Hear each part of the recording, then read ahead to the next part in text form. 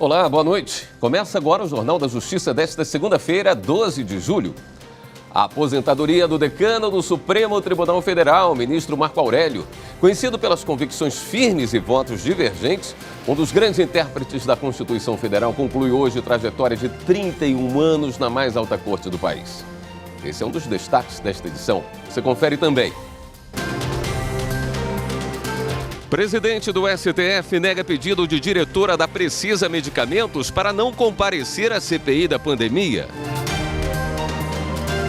Ministro Ricardo Lewandowski mantém quebra de sigilo de assessor da Presidência da República. Ministério Público de Minas Gerais apresenta ação contra casal que recebeu 3 doses de vacina e pede reparação de R$2 bilhões.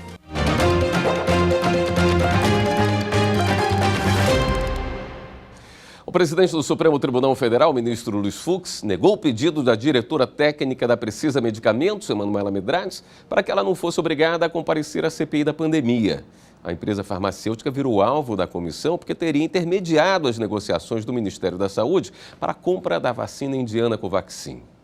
Fux concedeu a Emanuela Medrades o direito de permanecer em silêncio exclusivamente sobre as perguntas que possam incriminá-la, já que os fatos indicam que ela vai ser ouvida na condição de investigada. Ela também tem o direito de ser acompanhada por um advogado. A diretora segue obrigada a dizer a verdade sobre eventuais crimes que ela possa ter testemunhado.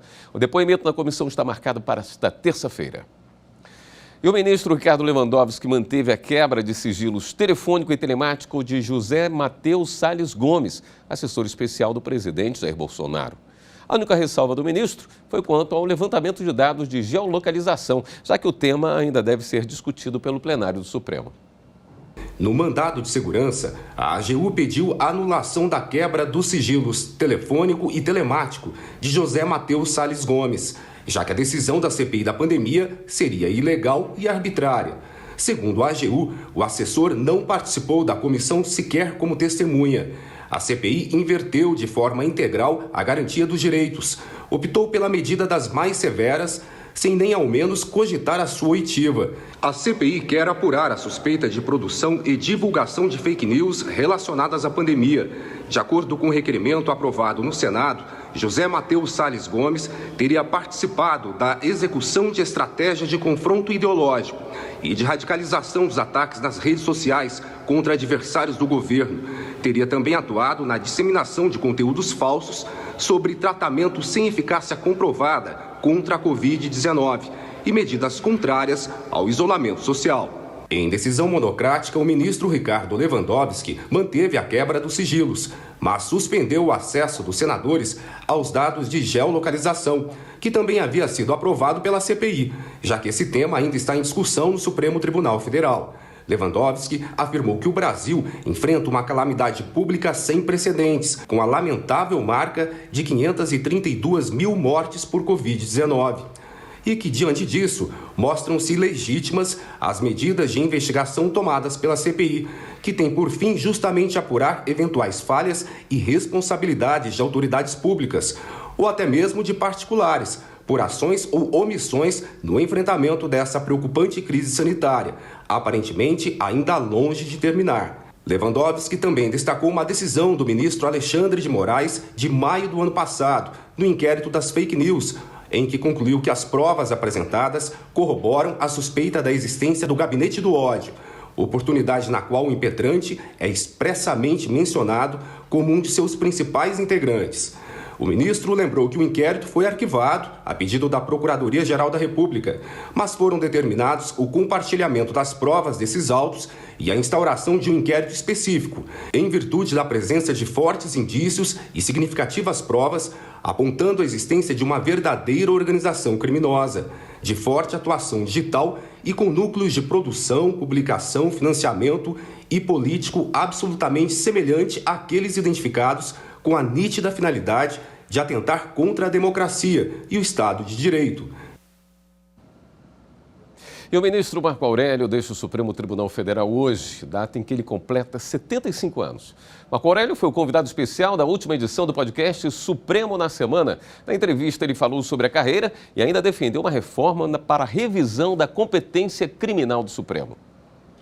O ministro Marco Aurélio Mello dedicou a vida ao direito. Agora, ao completar 75 anos, se aposenta com 31 anos de atuação no Supremo Tribunal Federal.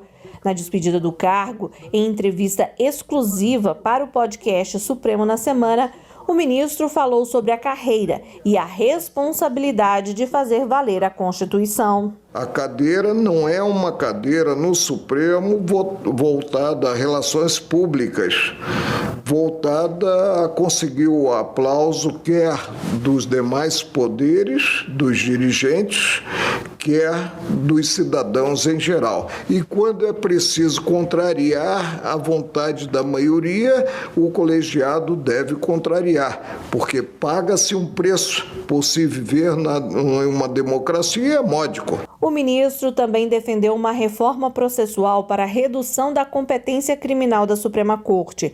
Explicou que, por mais que haja trâmites para um habeas corpus chegar ao STF, o direito instrumental possibilita recursos para isso. E nos garante que a decisão mais consentânea com a ordem jurídica seja sempre do Supremo.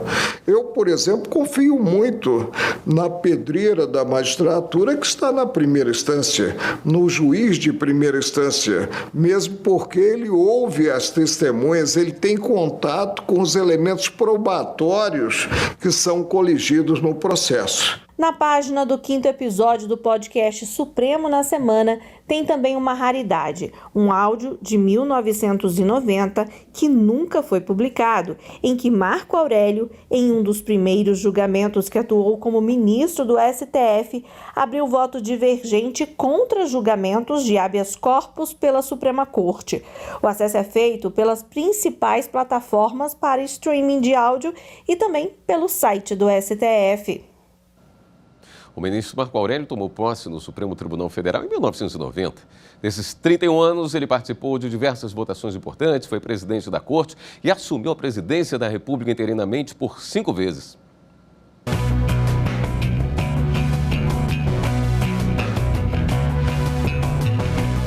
12 de julho de 2021, a data marca os 75 anos de idade de um dos mais longevos ministros na Suprema Corte. É um momento de mudança na vida de Marco Aurélio. O ministro está deixando o STF, não por vontade própria, mas porque 75 anos é o limite da chamada aposentadoria compulsória. E aí a gente para pensar. Quantas vezes ele caminhou por este tapete vermelho a caminho do plenário? Quantas vezes Marco Aurélio vestiu esta toga? E quantas vezes sentou nestas cadeiras para julgar grandes causas do país? No dia 25 de fevereiro deste ano, Marco Aurélio ocupou a cadeira do decano, o mais antigo da corte, no lugar do ministro Celso de Mello. Ele teve que adiar esse momento por alguns meses, já que, por causa da pandemia, as sessões passaram a ser feitas por videoconferência. Mas vamos voltar no tempo para contar um pouco da história do filho do seu Plínio e Dona Eunice. Marco Aurélio Mendes de Farias Melo nasceu na capital do Rio em 12 de julho de 1946. É bacharel em Ciências Jurídicas e Sociais pela Faculdade Nacional de Direito da Universidade Federal do Rio de Janeiro e mestre em Direito Privado pela mesma faculdade. Atuou no Ministério Público do Trabalho, no Tribunal Regional do Trabalho da Primeira Região como juiz e no Tribunal Superior do Trabalho como ministro. Em 13 de junho de 1990, tomava posse no Supremo Tribunal Federal. Foi o 49º presidente da Corte.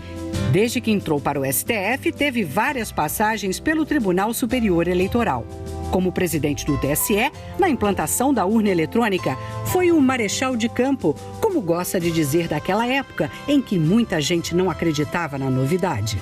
O ministro já proferiu tantos votos que fica difícil escolher os mais importantes. Mas a gente lembra de 2 casos nos quais ele votou a favor. Aquele em que a Corte decidiu que o Ministério Público pode denunciar o agressor, mesmo que a vítima não tenha apresentado a queixa, e o direito da gestante de interromper a gravidez quando o feto é anencéfalo. Nos julgamentos, muitas vezes ele se contrapôs à maioria dos ministros, com a prerrogativa do livre convencimento. E costumo dizer que processo não tem capa, tem conteúdo e que não ocupo cadeira voltada a relações públicas. A Aliás, um dos livros publicados pelo ministro tem o sugestivo título Vencedor e Vencido, uma seleção de notas e pronunciamentos no Supremo. Marco Aurélio também chegou a ser presidente da República em exercício em 2002, quando sancionou a lei que criou a TV Justiça. Ele foi responsável por conduzir o processo de implantação da emissora, época em que enfrentou resistência quanto à transmissão ao vivo das sessões de julgamento. Nós tivemos, de uma ala conservadora do tribunal, uma reação para não se transmitir ao vivo as sessões. Nós poderíamos ter, evidentemente, a edição de trechos da sessão. E eu estava com uma viagem a convite de um governo estrangeiro, com os demais presidentes dos tribunais superiores ao exterior, e pedi apenas que me dessem um crédito de confiança, que no retorno conversaríamos a respeito. Quando eu retornei, a visão já era outra. Nada como a passagem do tempo. A aposentadoria no Supremo ocorre pouco tempo depois de completar 31 anos de casa. 31 anos, como ele já disse, de compromisso maior com a lei das leis, a Constituição e com muita coragem. É a síntese de todas as virtudes. Não adianta você ser virtuoso se você não tem a coragem de veicular o que você pensa, o que você imagina que seja o ideal para a sociedade.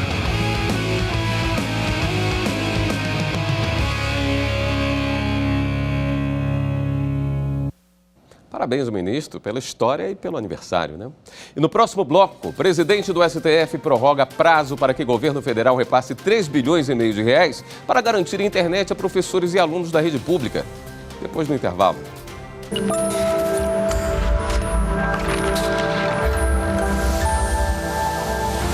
A Constituição de 88 é de extrema importância para a área da saúde. Ela veio consolidar o direito, à saúde e torná-lo um direito fundamental, uma cláusula pétrea.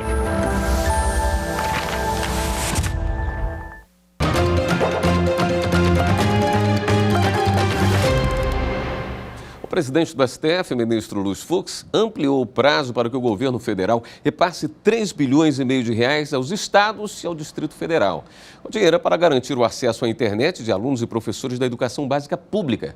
Para o presidente Jair Bolsonaro, a lei que obriga o governo a encaminhar a verba desrespeita a responsabilidade fiscal e o teto de gastos públicos. A Advocacia Geral da União acionou o Supremo contra a lei que prevê o repasse do dinheiro para que alunos e professores da rede pública de educação básica acessem a internet. O texto foi aprovado pelo Congresso, mas o presidente Jair Bolsonaro vetou. Depois, o veto voltou para análise do Congresso e os parlamentares o derrubaram. A lei, então, foi promulgada no mês passado. O prazo de transferência dos 3,5 bilhões de reais terminaria no último sábado, mas o presidente do Supremo, o ministro Luiz Fux, que analisa casos urgentes durante o recesso da corte, prorrogou o prazo por 25 dias. Fux disse que o assunto envolve uma série de questões constitucionais complexas e que o relator da ação, ministro Dias Toffoli, pode reavaliar o processo quando o Supremo retomar as atividades no mês que vem. O Ministério Público de Minas Gerais ajuizou a ação civil pública de reparação contra casal que teria recebido 3 doses de vacina contra a Covid-19. Eles teriam tomado as 2 doses previstas da Coronavac em Belo Horizonte e depois uma terceira da Pfizer na cidade de Rio Novo, na zona da Mata Mineira. A Justiça já concedeu liminar para impedir que eles não tomem o complemento do imunizante da Pfizer ou de qualquer outro fabricante, sob pena de multa de R$1 milhão.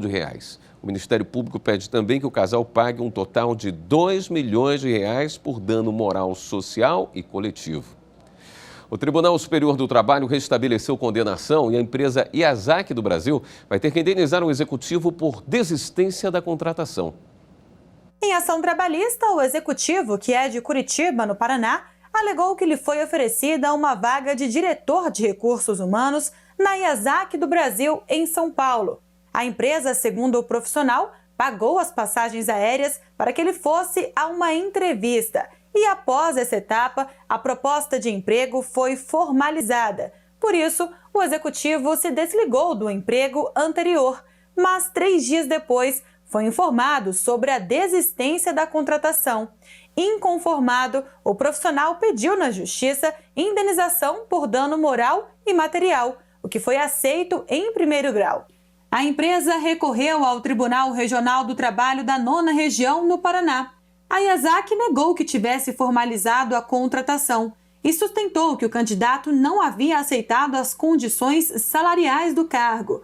O regional, então, afastou a responsabilidade da empresa por considerar que ela não era obrigada a prosseguir com a contratação. A decisão também levou em conta que o candidato havia apresentado contraproposta salarial que não foi aceita. O executivo então entrou com recurso no Tribunal Superior do Trabalho.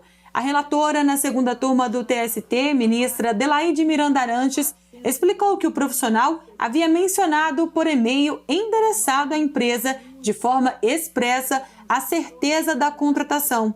Diante disso, cabia ao recrutador informar de forma clara que ele ainda não era o escolhido e que havia outros candidatos, principalmente porque o profissional estava empregado e havia risco de que ele pedisse desligamento da empresa em que trabalhava. Por unanimidade, a segunda turma restabeleceu a sentença de primeiro grau que havia condenado a empresa ao pagamento de R$ 32 mil por dano material e R$ 50 mil por dano moral ao empregado. E a gente lembra que o Supremo Tribunal Federal abriu inscrições para a escolha de 2 novos conselheiros do CNJ. As vagas são destinadas a desembargador de Tribunal de Justiça e a juiz estadual. Os magistrados serão escolhidos em sessão administrativa do Supremo e vão substituir os conselheiros Luiz Fernando Tomasi Keppen e Mário Augusto Figueiredo de Lacerda Guerreiro, que deixam o conselho em novembro. Os interessados devem se inscrever no site stf.jus.br/vaga-CNJ e enviar currículo até 19 de julho. E a seguir, os detalhes do encontro de hoje entre o presidente do STF, Luiz Fux, e o presidente da República, Jair Bolsonaro. Voltamos já.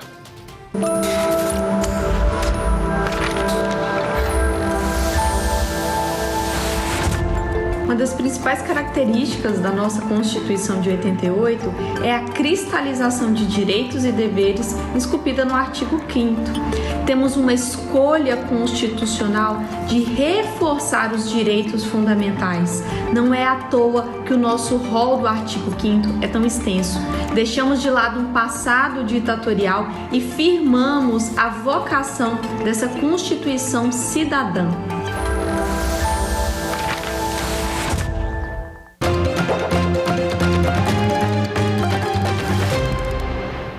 E há pouco terminou o encontro entre o presidente do STF, o ministro Luiz Fux, e o presidente da República, Jair Bolsonaro.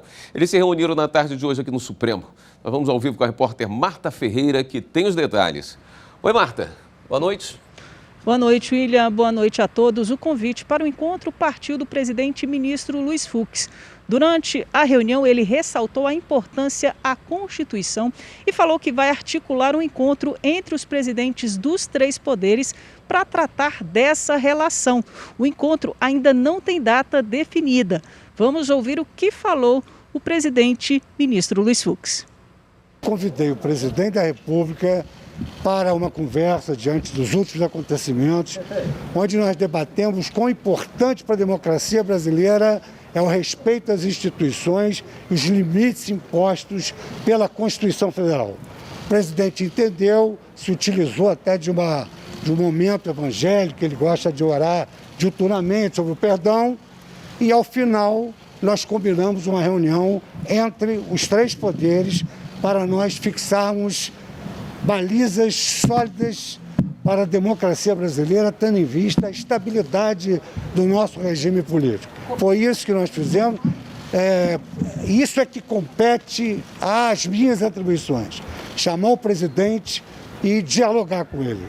A postura de um presidente tem que ser uma postura discreta e dialógica. E foi isso que eu fiz. A 6ª turma do Superior Tribunal de Justiça manteve a prisão de acusados de matar integrante de torcida organizada rival em Goiás. O colegiado negou recurso em habeas corpus impetrado por torcedor do Goiás Esporte Clube, acusado de coautoria em homicídio de torcedor do Vila Nova Futebol Clube, crime ocorrido em 2019 no município goiano de Trindade.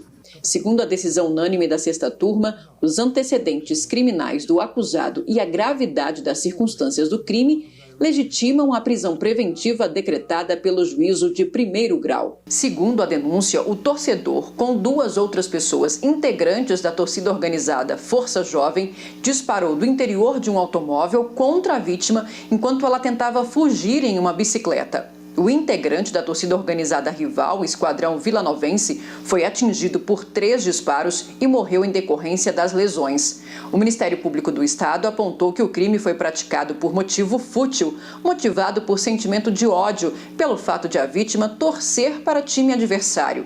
E considerando a agressividade e o envolvimento do acusado em outros crimes, foi pedida a prisão preventiva. Após a decretação da prisão, o torcedor impetrou o habeas corpus, mas o Tribunal de Justiça de Goiás negou o pedido de liberdade, uma vez que o acusado tem diversas passagens pela polícia e, inclusive, estava cumprindo pena na comarca de Goiânia. Ele recorreu ao STJ e apontou, entre outras coisas, excesso de prazo na prisão preventiva. Mas, para a relatora do recurso, ministra Laurita Vaz, o recorrente não demonstrou que, caso fosse solto, não haveria perigo para a ordem pública. A ministra lembrou ainda que a conduta atribuída pelo Ministério Público ao denunciado revela sua periculosidade e a alta reprovabilidade do delito.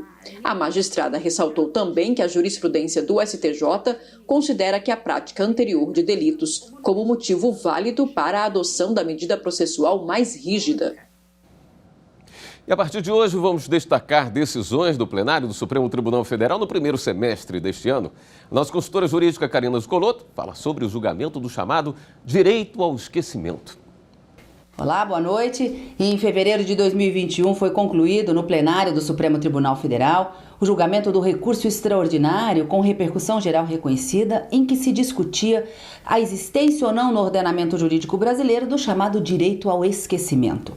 O caso chegou até o Supremo Tribunal Federal por meio deste recurso em que os recorrentes alegavam que teriam o direito de esquecer uma tragédia acontecida com a sua irmã brutalmente assassinada na década de 50 e que, passados mais de 50 anos, teve toda essa história revivida em razão de uma reconstituição do crime por uma emissora de TV e que foi exibido em rede nacional. Buscavam, portanto, o reconhecimento do direito ao esquecimento e também do direito a uma indenização por reparação de danos, já que nessa reconstituição e nesse programa exibido foram utilizadas imagens não só dos recorrentes como da vítima, sem qualquer tipo de autorização. O Tribunal de Justiça do Rio de Janeiro, em primeira instância, entendeu que não haveria o dever de indenizar neste caso, considerando 2 circunstâncias. O dever de indenizar acontece quando a imagem ou a informação tiver por finalidade violar ou atingir a honra da pessoa ofendida, ou quando a imagem e o nome dessas pessoas forem utilizados para fins comerciais, e que não seria o caso em específico.